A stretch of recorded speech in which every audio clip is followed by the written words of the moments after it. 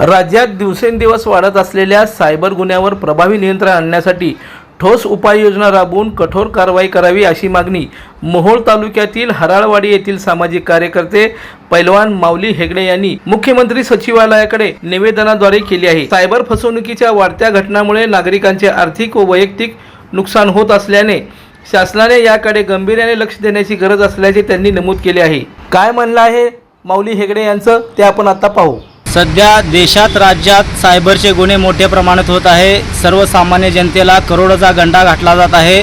या अनुषंगाने माननीय मुख्यमंत्री देवेंद्र फडणवीस साहेबांकडे मी मागणी केली आहे की सायबर गुन्ह्याचे स्वतंत्र कार्यालय असावे आणि त्यावरती सायबरवरती काम करणारे चांगल्या दर्जाचे अधिकारी असावेत अशी मागणी माननीय मुख्यमंत्री यांच्याकडे मी केली आहे।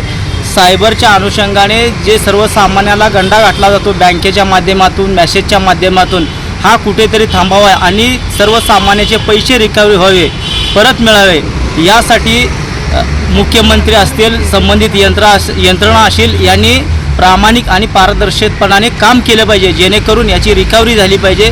सध्या राज्यामध्ये अशा प्रकारची कोणतीही रिकव्हरी दिसत नाही। केवळ 1% राज्यामध्ये साधारणतः 22,000 कोटीच्या पुढे पैसे जे आर्थिक फसवणूक झाली आहे त्याची रिकव्हरी पाहता फक्त केवळ 2% आहे। त्यासाठी स्वतंत्र पोलीस असावे, त्या पोलिसांना त्या सायबरचं ज्ञान असलं पाहिजे। आता यामध्ये पोलीस आहेत, सर्वसामान्य आहेत, यांचीही मोठ्या प्रमाणात फसवणूक झाली आहे। त्यांची ही फसवणूक ते गुन्हेगार सापडले पाहिजेत, त्यांना पकडलं पाहिजे, पैसे मिळाले पाहिजेत। या अनुषंगाने माननीय मुख्यमंत्री यांच्याकडे मी निवेदन केले आहे। लाईक करा, कमेंट करा आणि सबस्क्राइब करायला विसरू नका।